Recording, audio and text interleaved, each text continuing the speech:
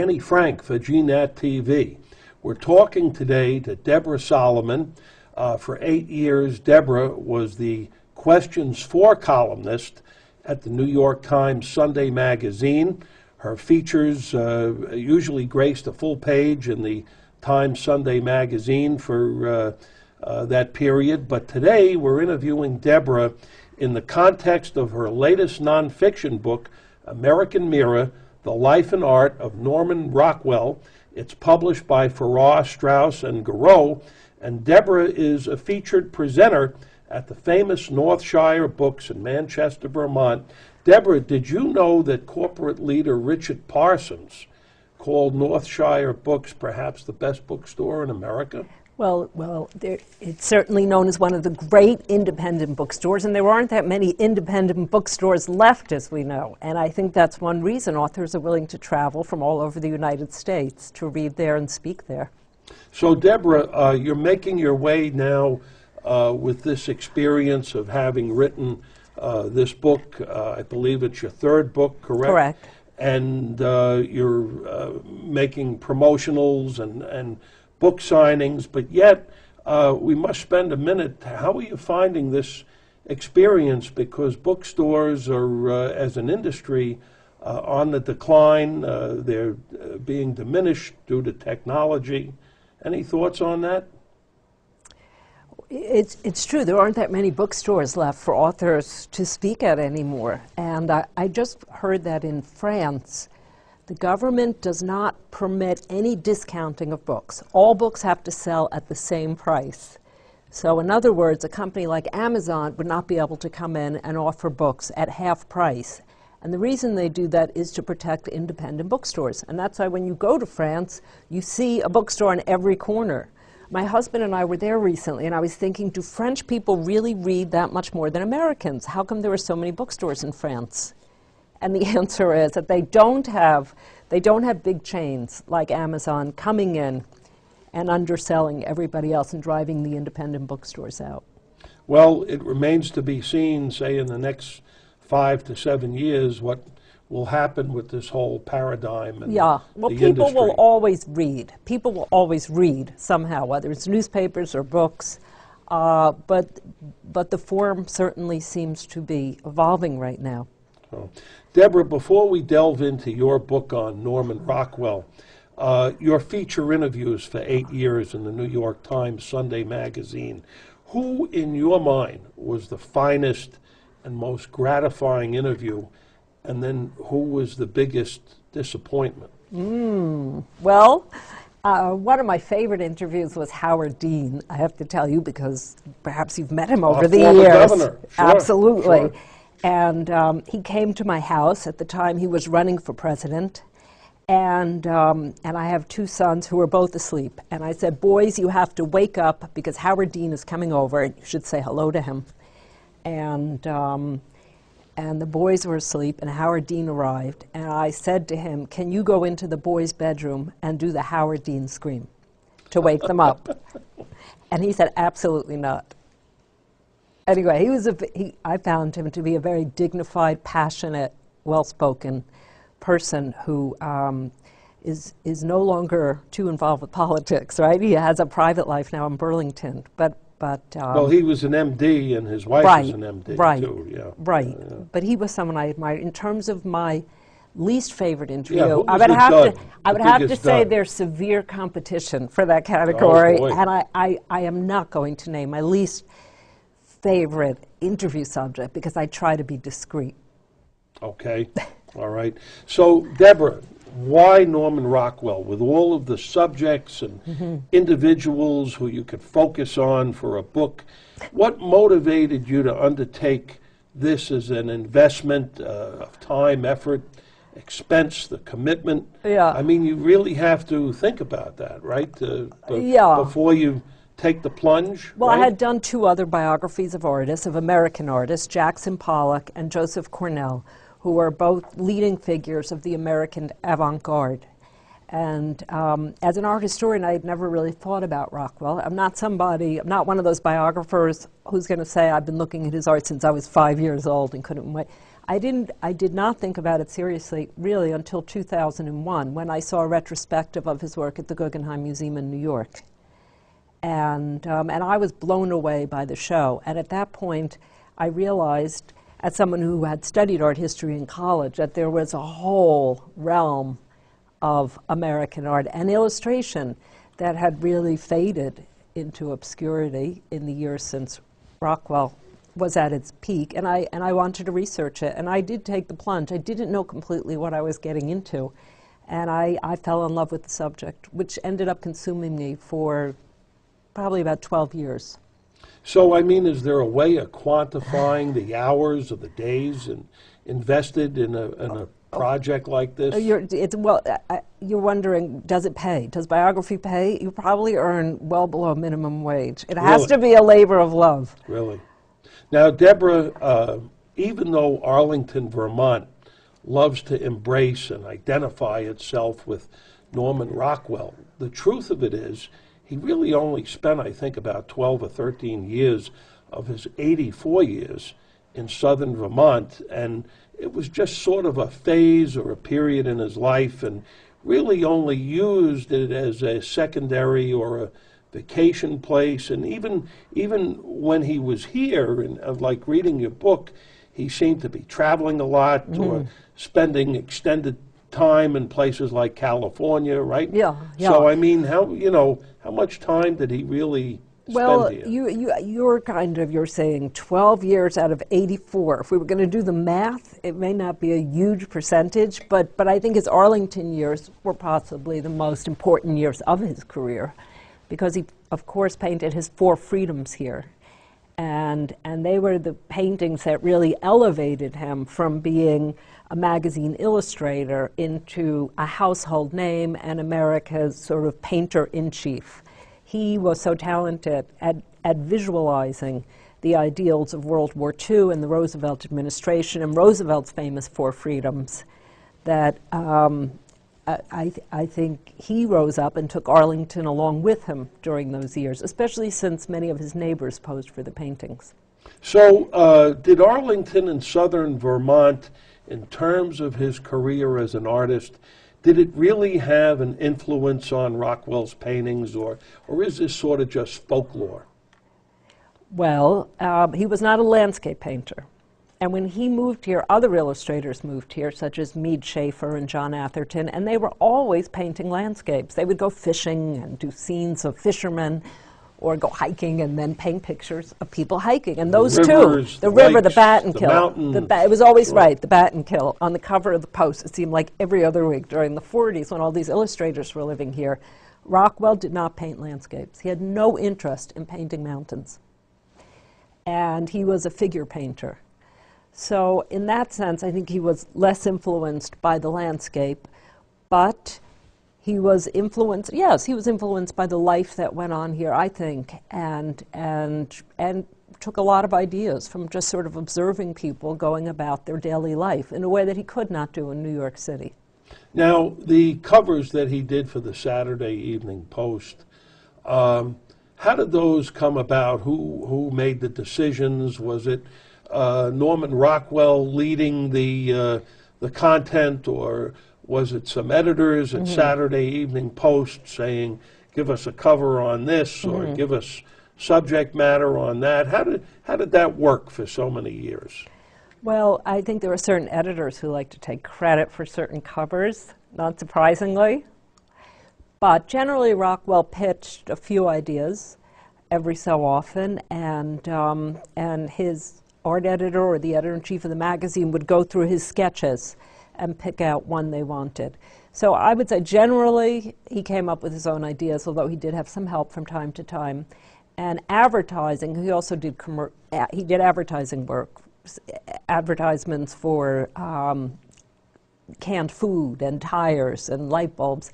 And those ideas always came from ad men. If you're doing an ad, you don't think up the idea, which is why a lot of artists prefer doing magazine covers to advertisements, because when you do magazine work, if you're doing the cover of the Post, it's like doing it's like doing a fine art painting. You come up with the idea, it's your creation, and and you have much more freedom. Now, given the publishing schedule of a magazine, was he working ahead, say, by 6 months or 2 months, or was it something next week we're going to have a cover? How did some of that work? He worked a few months ahead of publication, so in August he might be sitting in his studio with the Santa Claus who he was painting for a post illustration. That would run that December. Now, from what I understand, Rockwell and his second wife at the time really didn't have a wonderful, thriving life in Arlington, at least as depicted in your book. And his wife required psychiatric care, which made the move to Stockbridge, Massachusetts. And Rockwell himself had some psychiatric care. And we should consider that this was in a period in America where psychiatric care was really looked upon as taboo, right? Well, in the 1950s was actually a kind of booming period for psychoanalysis in America, and even more so than now. I mean, now a lot of people take medication for depression and problems, but in the 50s, a lot of people believed in the talking cure, as it was called. And I'm thinking that in 1953, Newsweek ran a big feature story. It was like a 4-page feature story on the Austin Riggs Medical Center, where both Rockwell and his wife were treated. So even though I don't think people advertised it or talked about it openly the way we do today. Exactly. They didn't say, "See you later, I'm going to my therapist." Yes. They kept it quiet. Right. But it was very much there, right below the surface of placid Stockbridge. I mean, we had a vice presidential candidate in the early 70s who, of course, had to bow out because of the disclosure that he had undergone psychiatric care at one point. So there's a real stigma attached to it. Yeah, absolutely. Certainly back in the 40s and 50s. So yeah, no, Rockwell did not talk openly, certainly, about his therapy. Yeah. But it was a heyday in the sense that many people went. Sure. And sought help, even if they were not talking about it the way they do today on television talk shows. It was not something he would have discussed with Johnny Carson. Exactly. I guess what I'm trying to bring out, Deborah, is that Norman Rockwell and Arlington, Vermont, really weren't joined at the hip the way maybe people would, the perception, you know? Right. Well, he was, according to my perception of him, a great artist, and great artists often are pretty complicated people. And he did not live easily in his own skin. He had all kinds of emotional conflicts that, again, tend to go with the creative process. So was he just a regular guy at Arlington? No. Did he like to pretend that he was just a regular Joe in the countryside? Yes. He did cultivate that public image, and he kind of kept his private problems very private. Now, Deborah Solomon, I was a child in elementary school growing up in the 1950s, and I remember when the Saturday Evening Post was delivered by the postman in my Long Island home, and I used to, even as a child, 3rd, 4th, 5th, 6th grade, go through the magazine and, of course, give some attention to look at the cover. And it was acknowledged that Rockwell was indeed the resident cover artist of the magazine, but I never got the sense, and I don't think it was apparent with, say, members of my family who looked at the magazine that Norman Rockwell was some profound figure, some American leader in terms of artistry or craft. You know, he was an artist who did the covers of Saturday Evening Post. And it seems to me, correct me if I'm wrong, I'm sure you have some thoughts, that this persona about him really wasn't bestowed on him until late in his career or after his passing. Well, in a way, you do have to wait until an artist is long gone to be able to determine whether his work is going to hold up over time. right? It's not something you can know during an artist's lifetime. And what interests me is that here it is 35 years after Rockwell's death, and for me, his work has as much mystery and depth and staying power as any abstract painting, let's say, from the 50s, the sort of work that overshadowed him during his lifetime when abstract art was seen as a sign of great authenticity and originality, and realist and figurative painting tended to be seen as relatively inferior. So what's interesting is that his work has withstood the test of time, and I think that lends another layer of interest to it right now. We wonder, you know, illustrations are not supposed to last forever. They're supposed to last until the next magazine cover comes along, just like journalism. You don't expect most journalistic stories to last forever. Very good point. They're good until the next story Sure, comes along. Sure. And so why has Rockwell's work lasted that long? Clearly it has a largeness to it, the largeness of art, meaning it's calling it its art. It's just another way of saying we can't fully explain it. So Rockwell goes into that larger-than-life syndrome, I guess, where his character has taken on more interest. The value of his art has gone up quite a lot, right?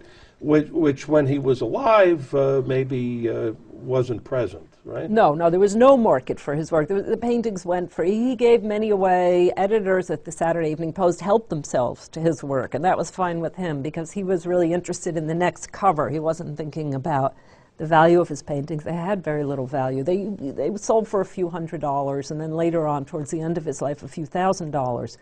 But I'm sure you're well aware that Saying Grace, his masterpiece Saying Grace, was just sold in New York by Sotheby's for $46 million, setting a record for him as well as for American artists. Just one of his paintings. That's one, right. That is more than his net worth of a whole lifetime, really, right? Yeah, I mean, it's just, it's off the charts. So, now Norman Rockwell's Arlington studio actually burned down at one point, right? His Including first, he had some of his paintings, which were destroyed, right? Right. His first house on River Road burned down immediately after he exhibited the Four Freedoms, and they went on tour. It was just a great crowning moment in his career.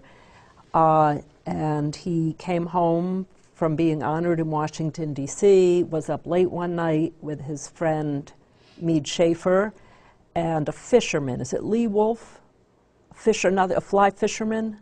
Yeah, They were talking in his studio. Of course, Arlington was dry at that point. There were no bars, so if you wanted to socialize, you might socialize in your studio and open up some beers or whatever. There's nowhere to go, right? And when Rockwell left for the evening and flicked off the lights that night, he didn't realize that some ashes from his pipe fell onto a sofa that he had built by the window. And in the middle of the night, one of his sons was awakened by the terrifying sight of flames erupting from the studio. It did burn to the ground. And after that, even though the house was still intact, he just decided he wanted to move. And he bought the second house on the Village Green, which is now an inn in Arlington. Now, Rockwell also owned a cabin and 20 acres right here in Sunderland, where the location of GNAT TV, where our program is originating, right? If only he knew that one day GNAT TV would be here. In Sunderland, and we'd be sitting here talking about him, right? Yeah. Well, he did. He moved to the Village Green because he thought he wanted to be able to observe village life, but then he decided it was too much village life, and he often needed to get away. The square dances, which were held on the Village Green on Saturday nights in the summer, went on until late at night, and he didn't like to stay up late, so he would often retreat to his cabin when he needed to get away from the noise and the pressure and the phone calls and the visitors and everything else that surrounded him. And that was here in Sunderland? Yeah, so he would come to Sunderland to escape from Arlington. So he had his country house in Sunderland, yes. So now with all of this travel that Rockwell is doing from Vermont to other locations that you chronicle in your book, What did he do to get to Arlington? Car, train, often without high-speed expressway. Yeah, right? yeah, Huh? yeah. I was just so baffled and fascinated by that. That every time he left Arlington, he would drive to Albany, and then take a train from Albany to New York City, and then would fly wherever he was going. He went all over the country for assignments, so he was regularly going out west, or to Chicago, or to visit Hallmark Cards in Kansas City, or to visit his calendar, Boy Scout calendar people somewhere else. And he thought nothing of that trip, which was very really time-consuming and bad weather, right? I don't know who else could do that. I mean, he really loved travel. He put in more miles than any traveling salesman. He would sketch when he was on the road. He would often work in a sketchbook, but I don't know how he passed the time, because, and that's one question I do have that I haven't been able to answer. What did he do all that time on the train? I just wonder, did he sit and try to come up with ideas, or did he read? Well, and back then, sitting in a car, maybe listening to the radio, but you didn't have tapes. You didn't have books on tape. You didn't have books on tape. Nothing. DVD, CDs. No CDs. None of that. No, right? No laptops. Yeah. So, and our GNet TV viewers should consider that Rockwell was experiencing a Vermont life with no cable television, limited radio because of the mountains here in Vermont, no internet, no computer, a much more subdued, very private, very isolated lifestyle for someone who was communicating through his art to the world, right? Very isolating. Living here, I was really surprised the first time I came and visited and realized just how far you have to drive to get from here to there. He wanted that. He had previously lived in suburban New Rochelle and really wanted to get away from what he saw as the very material life of the suburbs with its country clubs and its bridge parties. And he really wanted to move to a place that he thought was a more authentic expression of the American character and of community. Now, Norman Rockwell had a period where he became warm friends with another art icon from these parts, Grandma Moses, right? Nearby Hoosick. Right. That was fascinating to me. That Grandma Moses was, she's really the only female artist he ever befriended. He did like her a lot. And she liked to have her birthday celebrated in a big way every year. And she would involve Rockwell in her birthday celebrations. And he decorated some pretty fantastic cakes for her. And Grandma Moses's grandchildren are still around. Right. And in fact, they're involved in art. They are. We had Bill Moses on the show here. Right, and he runs her studio and house. Yes. In Eaglebrook. Yes. So Eagle Bridge. So. Now, Deborah, apparently Rockwell made a pretty decent living as a painter, but he didn't appear to be overly consumed with money. You know, he made a good living, but it wasn't like he was out hawking or... No, compared to other illustrators who really lived the glamorous New York City life. He was not, he didn't strike me as particularly materialistic at all. And he never drove fancy cars. The other illustrators liked to drive, the ones in Westport, Connecticut, really did drive flashy cars and live in flashy houses and go to nightclubs a lot and have wives and girlfriends who posed for their paintings. It was kind of, they were kind of like pre-Hugh Hefner type figures. Rockwell was not like that at all. He really wanted to be in the country. He did not spend a lot on his clothing. He always shopped at Brooks Brothers, saved all the receipts, even for his socks, and needed the money really to finance his art. He spent a lot. He always had a beautiful studio, and he was never cheap about his art. He spent fortunes on his studios, and he paid all his assistants and models very well. Everybody said he was generous. Allow me to go into a tangent here for a minute. Please. Comment on the competition, the rivalry that was apparent in the 50s and 60s between the Saturday Evening Post, Look magazine, and Life magazine in terms of marketplace and influence. And Rockwell actually later on worked for Look magazine. He right? did. Yeah. He did. It's really an untold story that I found fascinating to research. But the Saturday Evening Post had the lead in magazine circulation in the United States until Life magazine came along in 1936. Okay, so Rockwell had started working for the Post in 1916. Between 1916 and 36, the Post has no competition. It is the #1 magazine. There's no TV to look at. Everybody, when they want entertainment, family entertainment, they go to this magazine. It's inconceivable to us today, right, that one magazine could be so monolithic. But the Post was then based in Philadelphia, and Henry Luce was in New York, and one of his publications was Life magazine, which starting in 1936 became the first magazine to be based mostly on photographs. And with the founding of Life, a competition, a very, very severe competition, began between Life and photography with its photographs and the Saturday Evening Post, which had favored illustration. And I think one of the real marvels of Rockwell's career is that he was able to sustain his reputation in the age of photography as an illustrator, because you know, some people think the great age, the golden age of illustration, died when Life magazine came along. During the Second World War, if you wanted to know about the war, you weren't going to look at illustrations. You were going to go to Life magazine. You wanted to see photographs of soldiers in their helmets and battles, and photography really seemed to bring the world to your doorstep. But Rockwell managed to reinvigorate his work and stay fresh all the way until the end. You know, in the 60s, you know, he did his civil rights work. That represented a departure. In every decade, he was able to do work that spoke to his generation. And Look magazine. Oh, Look. Okay, yeah. So in the 90s, we're skipping ahead in our story, right? In the 1960s, he left the Post because the Post really changed and was catering to a youth demographic, as the magazines call it. And they had no use for Rockwell anymore. It was very sad. They basically threw him out after all those decades.